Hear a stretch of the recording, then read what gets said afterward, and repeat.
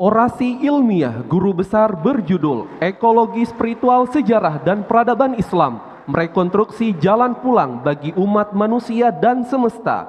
Hadirin sekalian, mari kita sambut Profesor Dr. M. Yakub MA.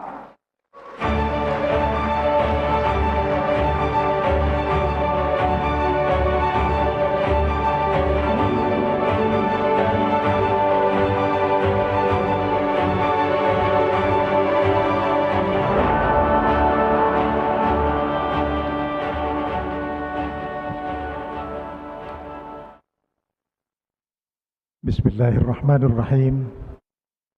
Assalamualaikum warahmatullahi wabarakatuh. Yang terhormat Rektor UIN Syarif Hidayatullah Jakarta, Profesor Dr. Asep Saifuddin Jahar MA, PhD, dan para wakil rektor. Yang terhormat Ketua Senat UIN Syarif Hidayatullah Jakarta, Profesor Dr. Dede Rosada MA, dan Sekretaris Senat Profesor Dr. Masri Mansur MAG. Yang terhormat seluruh anggota Senat UIN Syarif Hidayatullah Jakarta. Yang terhormat para Dewan Guru Besar, Dekan Fakultas, dan para pembantu dekan, Direktur Pasca Sarjana, para Ketua Lembaga dan Program Studi Universitas Islam Negeri Syarif Hidayatullah Jakarta. Yang terhormat kolega dosen, tenaga kependidikan, para mahasiswa dan alumni, tamu undangan yang saya muliakan, serta keluarga yang saya cintai. Dalam kesempatan ini saya mengucapkan terima kasih yang sebesar-besarnya kepada para undangan karena telah bersedia hadir untuk mendengarkan pidato pengukuhan pada hari ini dengan penuh khidmat. Hadirin yang saya muliakan, hari ini saya menyampaikan pidato orasi ilmiah di hadapan hadirin sekalian, bukanlah sekedar menyampaikan rangkaian kata, tetapi untuk menghadirkan kembali kegelisahan sejarah yang telah lama kita abaikan, yaitu hubungan antar manusia, alam, dan Sang Pencipta. Sebuah hubungan yang membentuk peradaban, menopang kehidupan, namun ironisnya kini menjadi hubungan yang paling banyak diabaikan. Manusia hidup dalam zaman ketika bumi merintih, ketika sungai-sungai kehilangan airnya, ketika gunung-gunung kehilangan wibawanya, hutan-hutan kehilangan nafasnya, manusia seakan berjalan di atas reruntuhan ekologis yang mereka ciptakan sendiri. Dalam bahasa sejarah, krisis ini adalah akumulasi panjang dari kolonialisme yang mengubah alam menjadi komoditas, kapitalisme global yang mengeksploitasi bumi tanpa batas, modernisasi yang memutus manusia dari mata rantai spiritualitas, dan wacana kekuasaan yang menganggap alam sebagai objek, bukan sebagai subjek. Disinilah penelitian tentang ekologi spiritual Islam memberikan sebuah perspektif baru, atau tepatnya perspektif yang telah lama ada, lalu tertimbun jejak-jejak sejarah. Sejak awal munculnya Islam, hubungan antara manusia dan alam bukan hanya hubungan transaksional belaka, melainkan hubungan spiritual. Nabi Muhammad sallallahu alaihi wasallam tidak hanya mengajarkan akhlak kepada manusia, tetapi juga akhlak kepada sesama makhluk, termasuk ekologi dan lingkungan.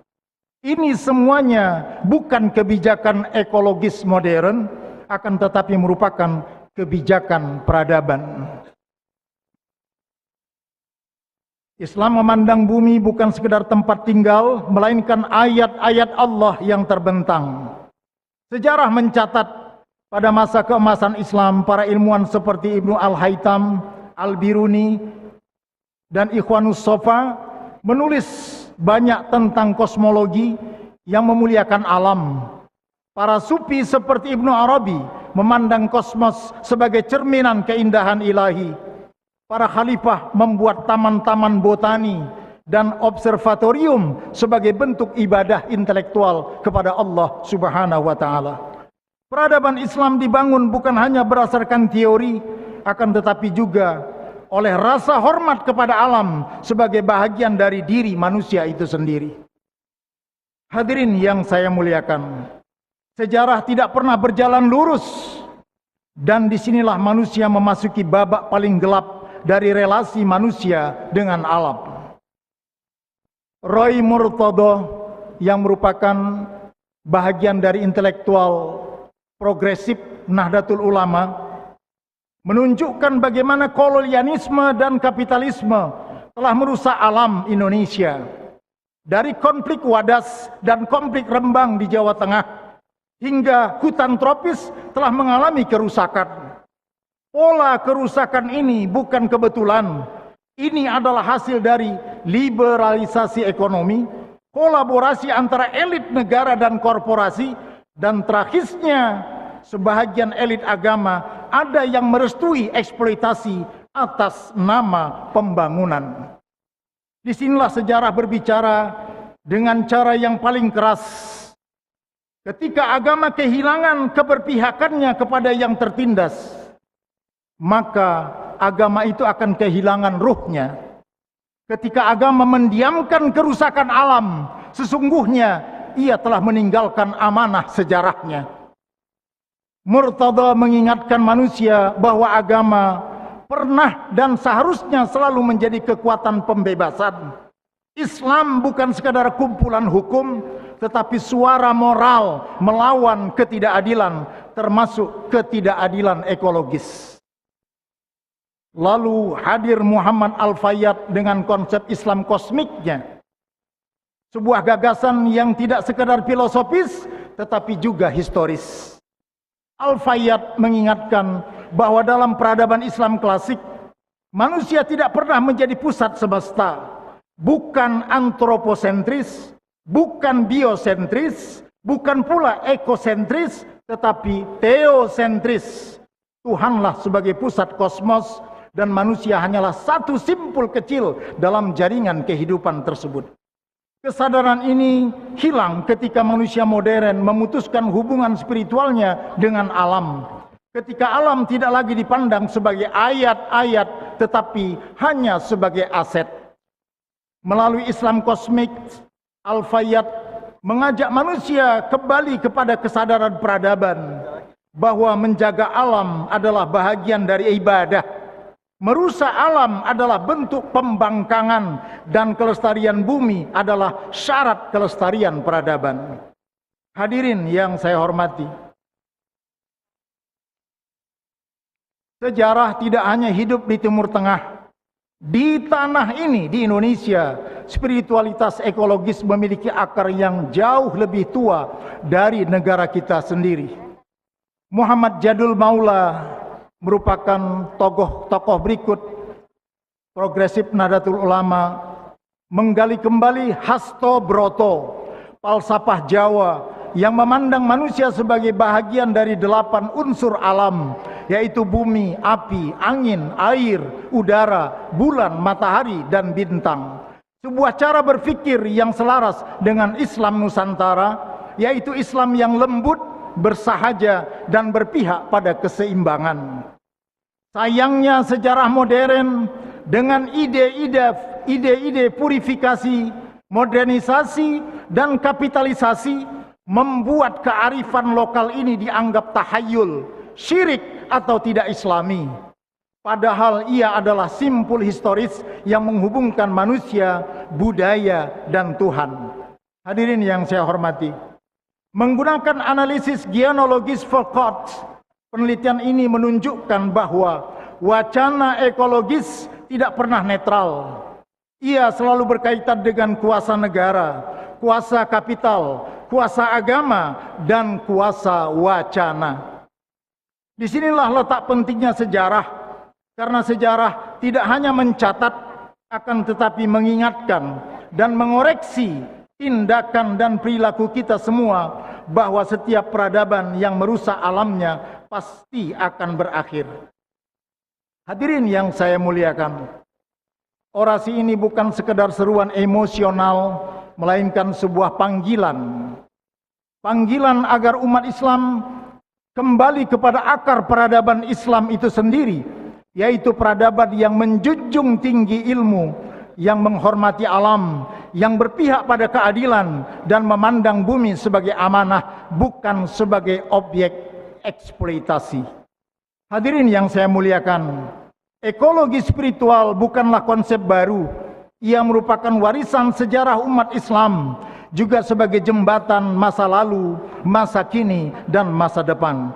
Oleh sebab itu, mari kita jadikan spiritualitas sebagai energi peradaban. Mari kita jadikan sejarah sebagai guru, bukan sekedar arsip.